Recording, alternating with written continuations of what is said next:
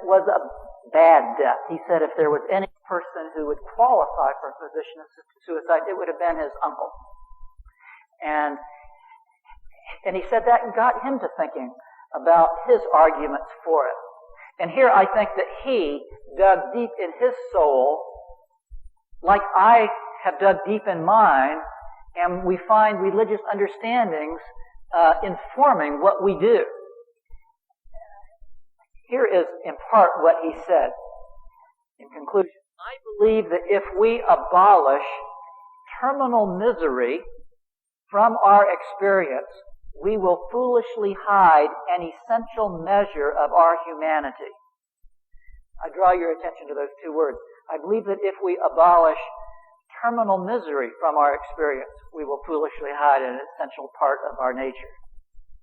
Where did that idea of terminal misery come from? And our not wanting to abolish terminal misery. I can see how pain that we might have as we live our lives day to day can have a benefit in making us live in a better way.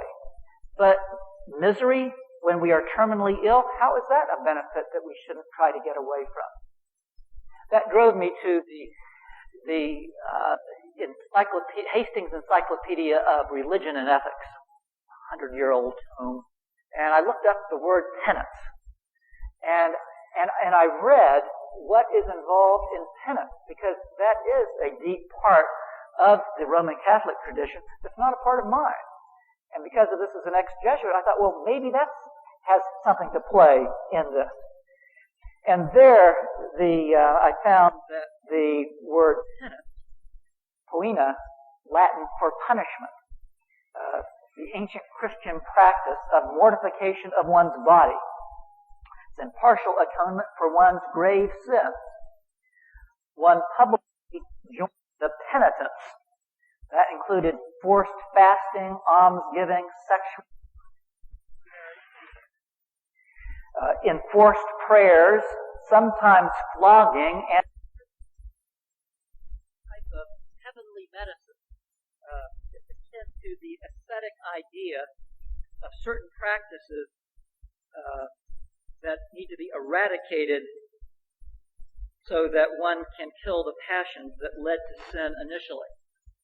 And interestingly, there's a front page story in the LA Times this morning which talks about the founder of the Legion of Christ, who is the most senior Catholic clergy to be disciplined for sexual abuse of boys. And he was sentenced to, he wasn't defrocked, but he was sentenced to, quote, a life of prayer and penitence. So this is not just an ancient idea, although this is a much of a lesser form of it than it was originally. The noted British statesman William Gladstone died a long and painful death a century ago. And a Roman Catholic scholar wrote to comfort Gladstone's daughter, and he said the following: I have always loved to think of devoted suffering as the highest, purest, perhaps the only quite pure form of action. And so it was a special grace that one as devoted as your father should have been allowed and strengthened to practice the most devoted action possible.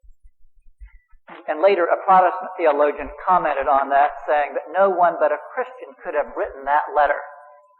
But the idea of praise of suffering is something that is deep in our Christian tradition. But as sectarian Adventists, be it good or bad, I tend to think it's good, we don't have that as a part of what we're about. And therefore, it seems to me, as an Adventist ethicist and theologian, that I can draw on central aspects of my tradition in taking a position that is not shared by most thinkers in conservative denominations. I'm not fooling myself. I don't think that most of you share this position, but I'm happy to at least give you something to challenge your thinking in this regard.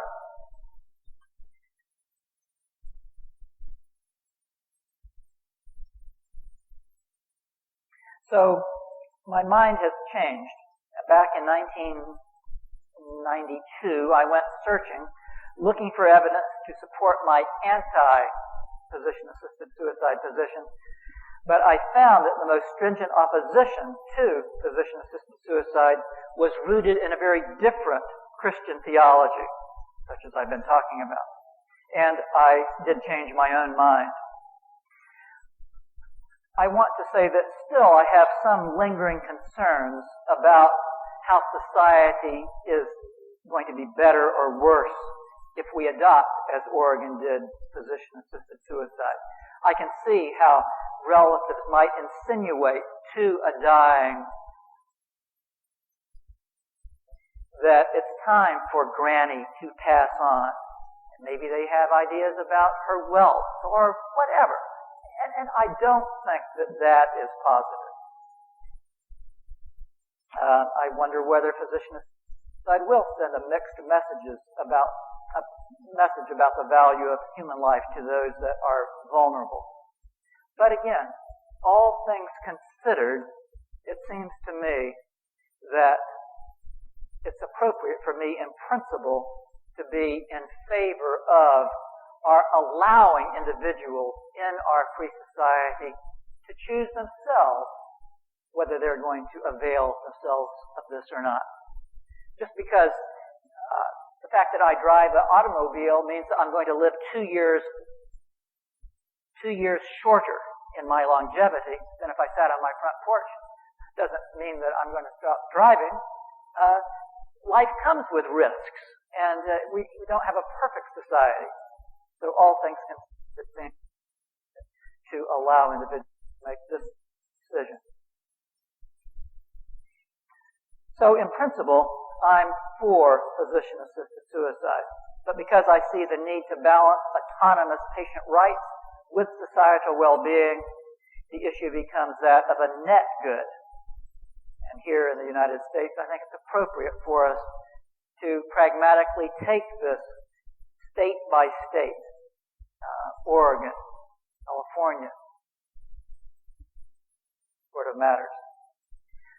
I want to conclude my comments with a personal reflection on the relatively recent death of an individual that we all know personally, or we know professionally, or as a great churchman, and that's the late Jack W. Pravancha.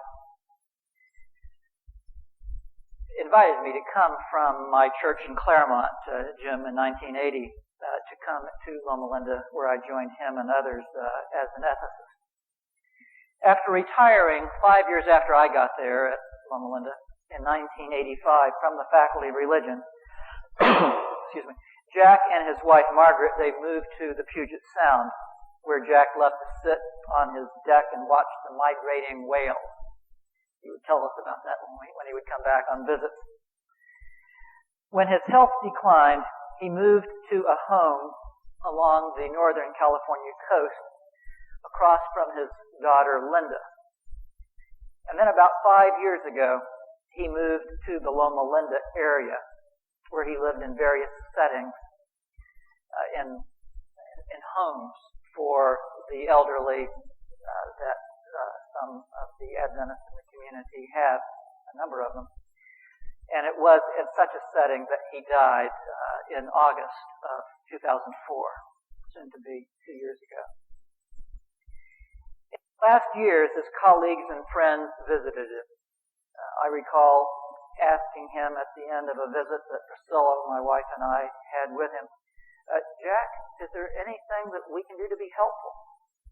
And because he had Parkinson's, and it was the sort of Parkinson's that affects your vocal cords, you had to listen carefully for him to talk. And he said, don't forget me. He didn't want, and Jack is a very private, autonomous sort of guy. But there, he didn't want people to abandon him socially.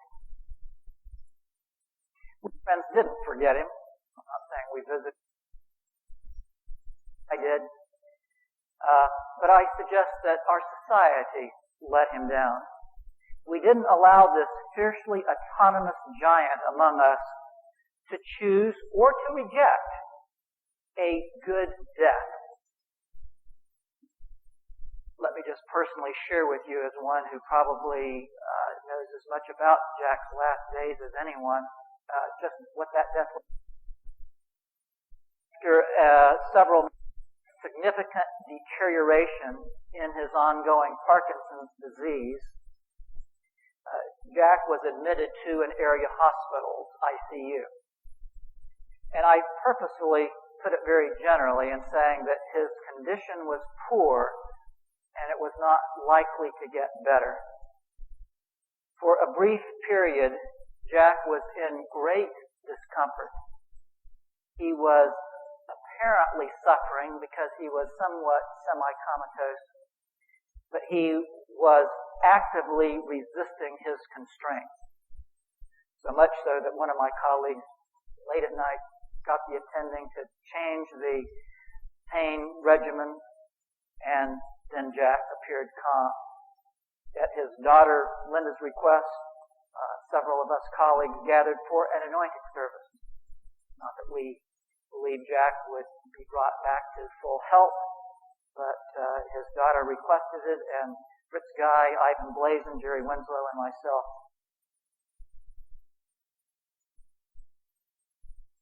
Jack's physicians made the decision, all things considered, to cease the artificial nutrition and hydration that Jack was getting, and Jack, in his semi-comatose condition, was returned to his residence home.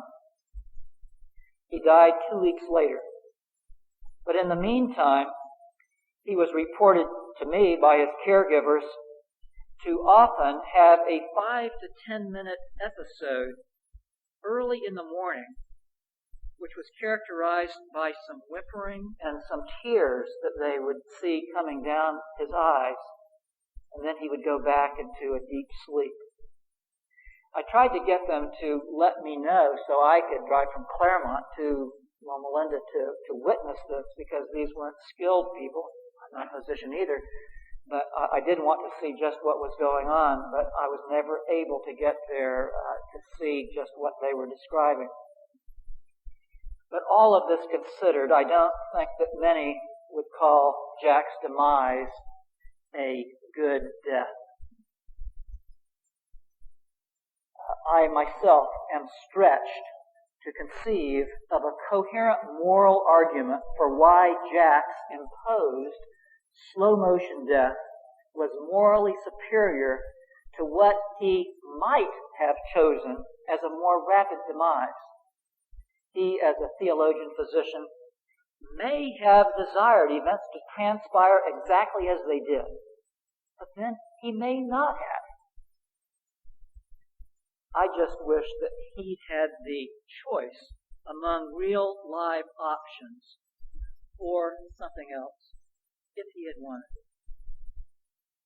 For example, to my wife's chagrin, because she doesn't agree with me on this, I could see myself, having turned 60 last November, in another 30 years being on my deathbed. And I could see myself gathering my family and my friends for a final religious celebration of a good life, with the understanding that if my life turned bad, that I wouldn't suffer.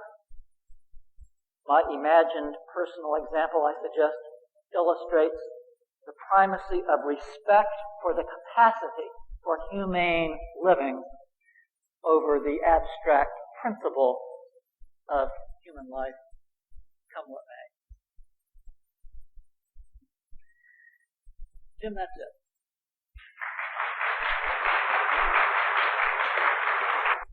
From the microphones, because I think that something like this deserves interchange, not a formal question and then a word from on high from me, because I don't have that. But I will quickly address these questions, and those of you who may have written them, you might want to have follow-up, so go to the mic and I'd like to talk with you. There are two of you who have written questions about the eighth commandment, thou shalt not kill. The phrase, thou shalt not kill, does this apply to others? And then, thou shalt not kill, does this include caretakers, nurses, and physicians? I think the first thing to say, and I'm no Hebrew scholar, I've forgotten all of the Hebrew I studied in seminary, but I understand that the command is really, thou shalt not murder. Illicit killing, because it makes sense. God led the children of Israel to engage in genocide. It looked like when they came to certain cities and tribes, to say nothing of the stoning for picking up man on Sabbath, etc., etc. So it's not like killing was banned, but it's illicit killing or murder. And I think when it comes to the issue that we're talking about here, does that command include physician-assisted suicide, given the sort of stipulations that surround that in Oregon? And I personally, of course, don't think that it does. One of you says that this word suicide, it's too strong. It gets a strong reactionary word. And I think that's true. One of you was telling me of somebody who forwent nutrition and hydration, and they resisted the idea, or their family did, that they were engaged in suicide. But logically speaking, any individual who takes an action to cut one life short from its natural end is engaged in suicide, I think. But it's a word that we shy away from. We don't want to think that we're doing that because there's a disapprobation in society for that term. And so I can understand that and accept that. It's just that when I think some of us, it's going to sound elitist, when we're sufficiently mature, we can openly use words that accurately describe what's going on, and we don't have to shy away from it. But like I say, I think that's a bit elitist, and if I'm sufficiently humane in my understanding of myself and others, I understand the power of words, and those who don't want to use words that they find objectionable should be respected. So yes, it is a strong word, and I have no problem talking about a concept without that word. What about Samson's death? Was it a deliberate suicide? Yeah, I mean, as I understand what Samson did in pulling the pillars down together and the roof came down on top of him, I can't think of a better word. We're going to use one word to describe that. Would or should a person's eternal salvation be the greatest factor in a PAS decision? In other words, are they spiritual, ready to meet their Lord? Because of the views that I hold, as you heard, as you would expect, I don't think that individuals who take these matters into their own hands in terminal illness situations are committing a sin. I think that, like I've been taught in the Adventist tradition, that we are created in God's image, and the great glory of humanity isn't the genetic composition of our flesh, which is surely Homo sapien, right? Geneticists can tell us that. The DNA that we have, it's human, but that's not what makes us superior to the other animals. It's what is here, this 3 pounds of gray matter that allows us to be godlike. That passage from the book Education, to be created in God's image, to have the power to think and to do. That's what's really special about us. And in my thinking, when a person is dying and they are in physical or mental anguish, and that's quite subjective, what mental anguish is. And I think that's actually good that it's subjective rather than bad, because it means that you and I get to determine what it means for us. And we have the power to act on what is mental anguish for ourselves. And if we do have a mental anguish at life's end, to be able to have that cease rather than dragging it out to its natural end seems to me to be honoring God, who created us in His image, to be able to have these sort of powers about life in general and our own lives in particular. And really, what is our glory? And that is to be able to think and to do when there is this anguish at the end, takes what is the highest, most esteemed part of us and turns it on end. And that which is our glory can become our hell.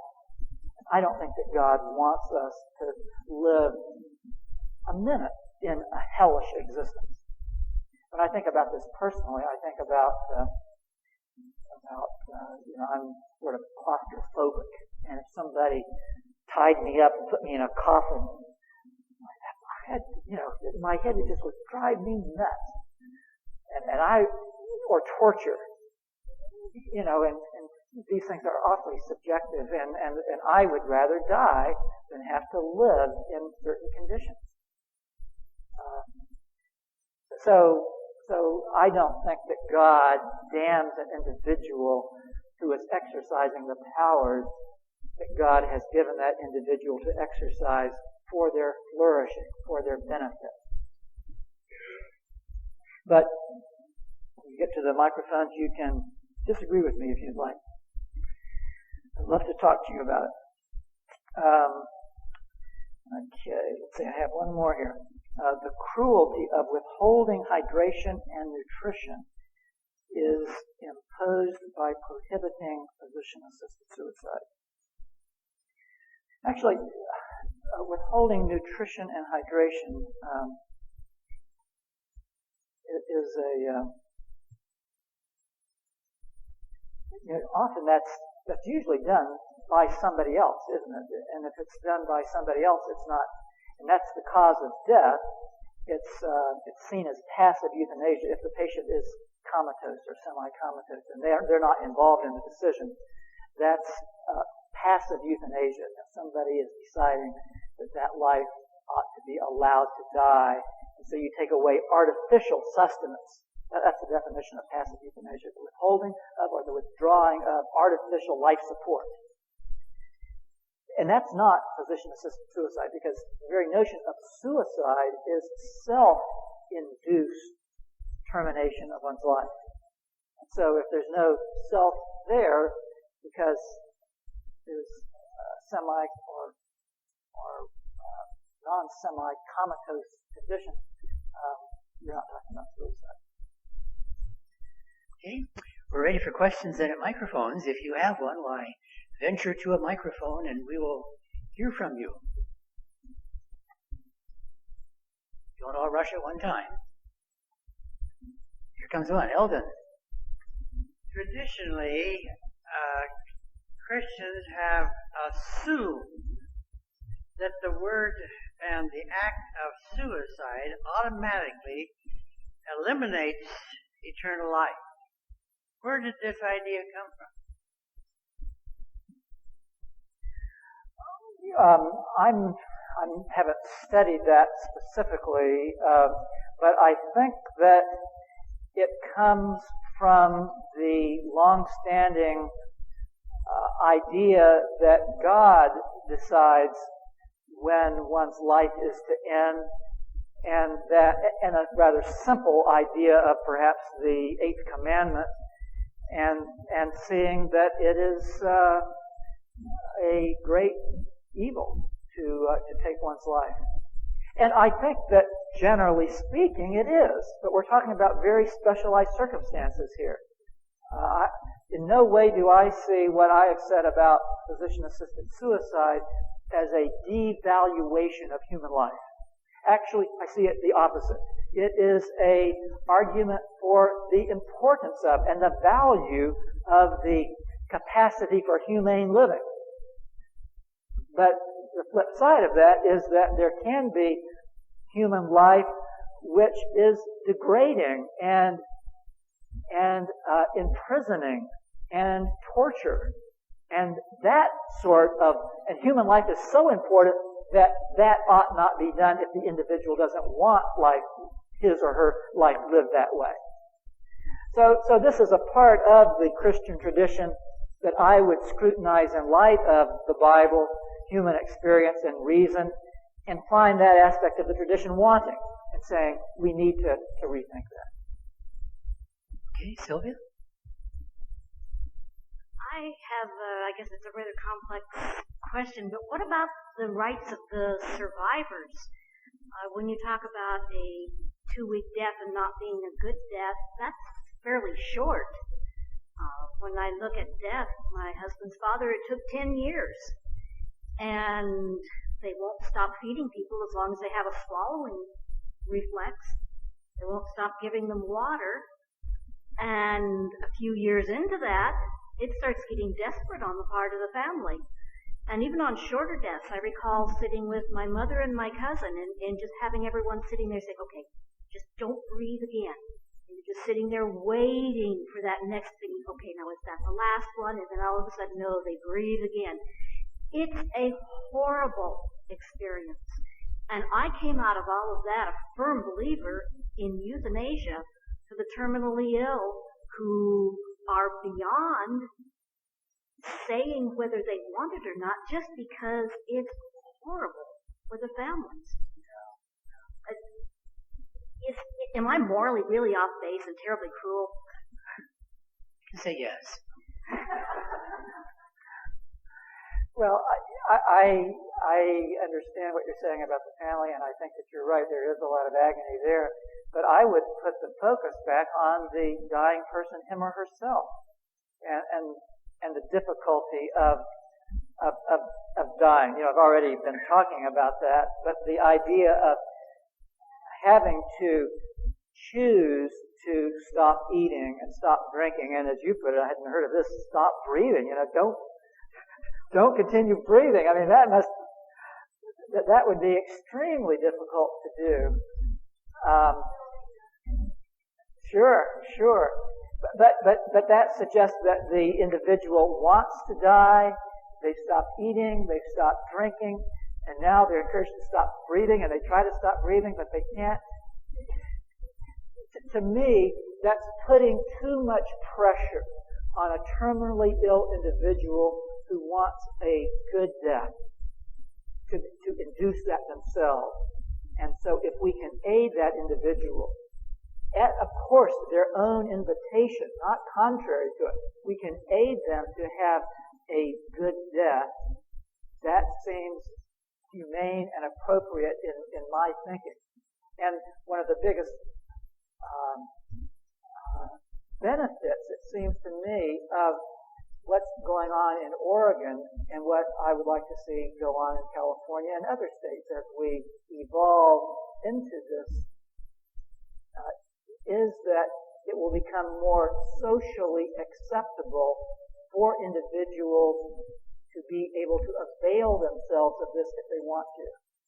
Because my colleague Jack Pavancha that I talked about, I don't think that he probably, if it had been legal, would have availed himself of it. Because it hadn't become part of the social fabric in which he grew up, in which he was a part of. It would be something new and he wouldn't want to do it. But if you look at his person and his writing and his emphasis, it fits with that sort of thing. And so we need to change the fabric of society to make that option available. Because as we all know, every one of us, unless the second coming occurs, are going to die. It's not a question of if, it's when. And so if it's the question of when, then it's important how it happens. And rather than it be a painful, arduous, scary thing because of our knowledge that technology can keep us going on, and we don't want to go on and on. I mean, that's the friend of Priscilla and mine in Claremont who's 95. She has a physician's son, and he can with others can keep her going on and on. She doesn't want to keep going on and on. And so here we're in this never land of high technology and people who want to avail themselves of it regardless of the loved one's wishes. And she can't have a way out because it's not legal. It's a transitional time, I think, for society. We're getting used to having the sort of powers that now we recognize that humans have, from the civil rights movement and what that has meant for blacks, what it means for women, what it means for now, I think, those who are terminally ill. It's a human empowerment that we have. And you put that with high technology, it just exacerbates it. But society changes slowly. And that's good because society is big and our well-being comes from the way society is constructed. And so it's good for that to change slowly, but it won't change at all if somebody doesn't take the lead to make adjustments to new situations. And we have a new situation now, given the two factors I mentioned, a heightened sense of personal value and technology just keeps advancing. Okay, others? Comes one, okay.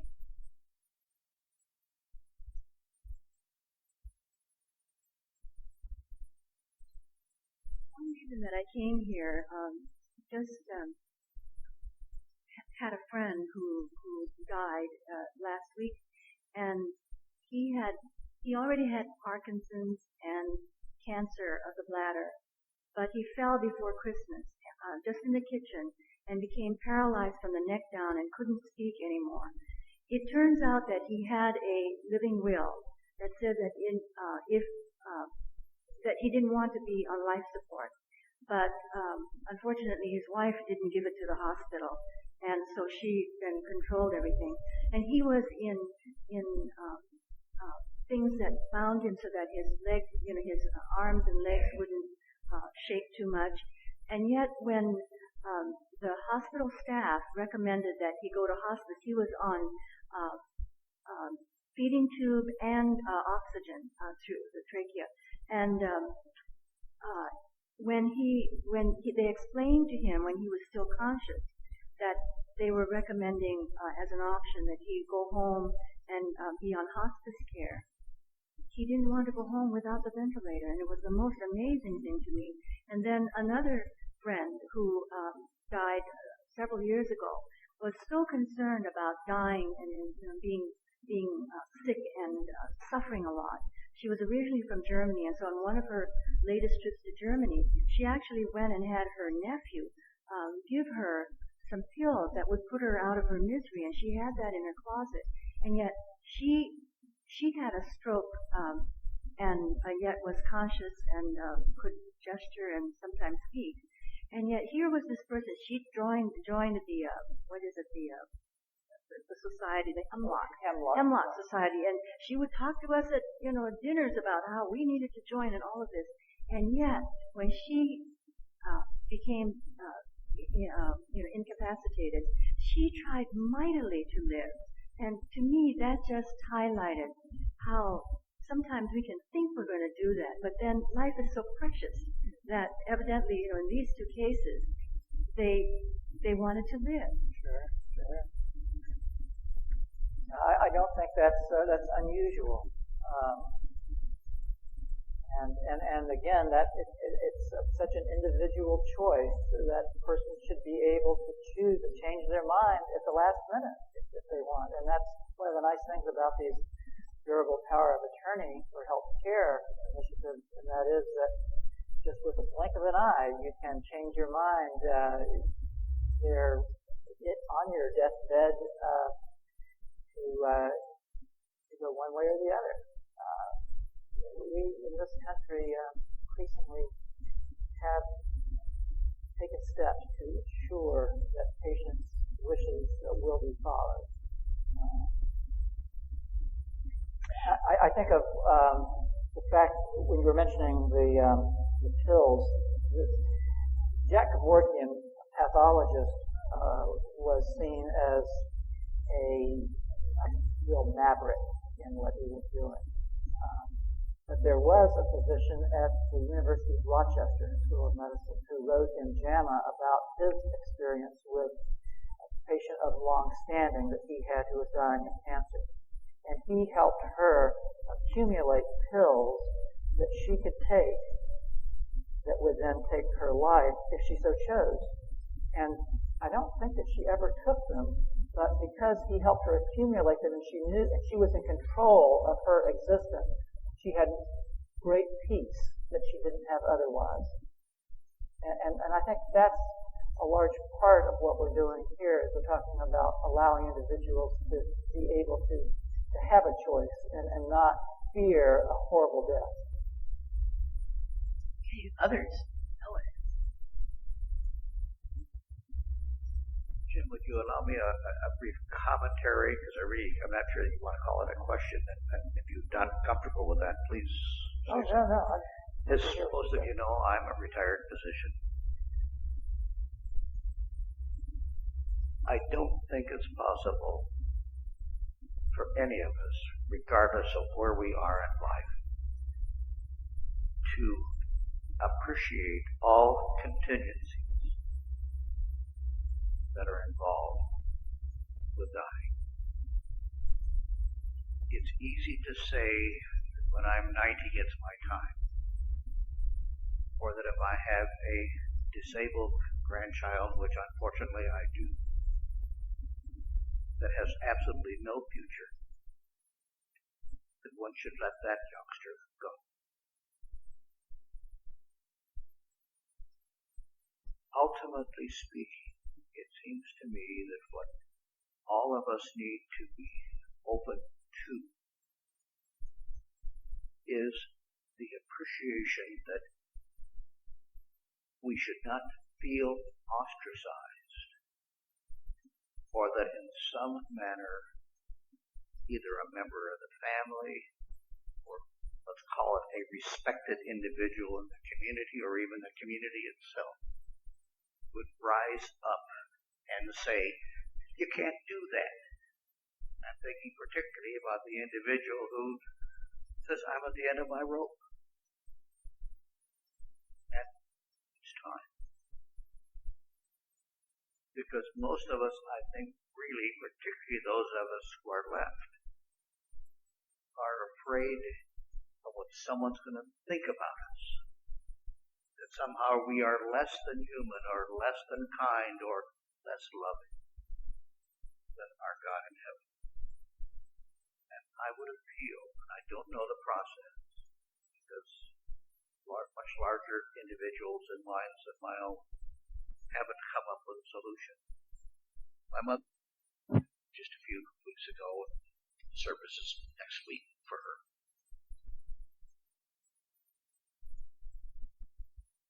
Trying to hang on to such individuals is most unfair to them and to those of us who are left behind.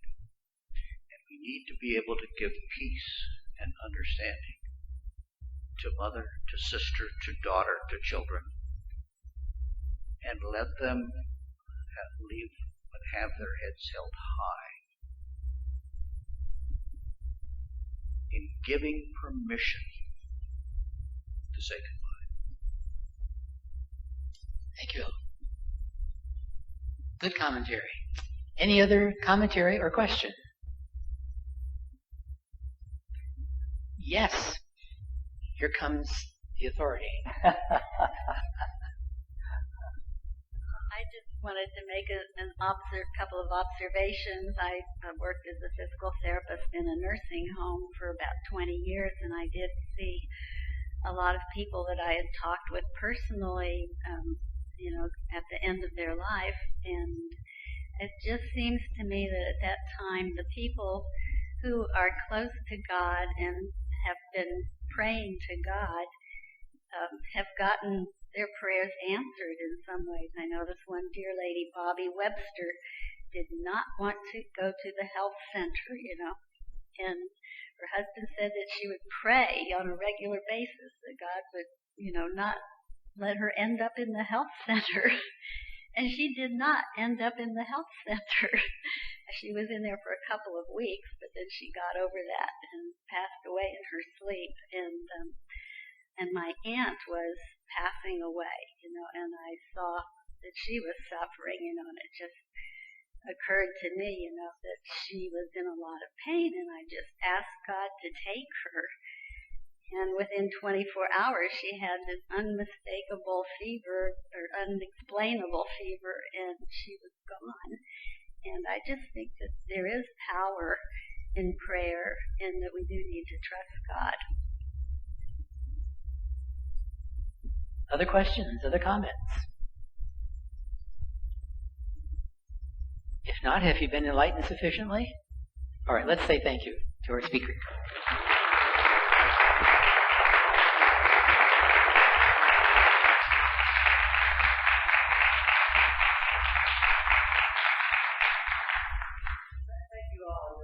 Audience, and I enjoyed spending the time with you. We appreciate what you shared with us, and we want to wish you a very long life. And happy, all right? I want to remind you that we have 3 presentations coming up, July, August, and September, which you will not want to miss. The one in July is by Hans Deal, and the question is diet and lifestyle. Does it make any difference what you eat? This person is a well-known authority in the field, and he's going to share with us his research and his convictions. On August 12, we have a returning Adventist historian in the form of Dr. Fred Hoyt, and his presentation is entitled Ellen White and Plagiarism, A View Through the Eyes of an Historian. And he has some very enlightening things to share that may be disturbing to many of us, but at least historical facts. So that's going to be on August 12.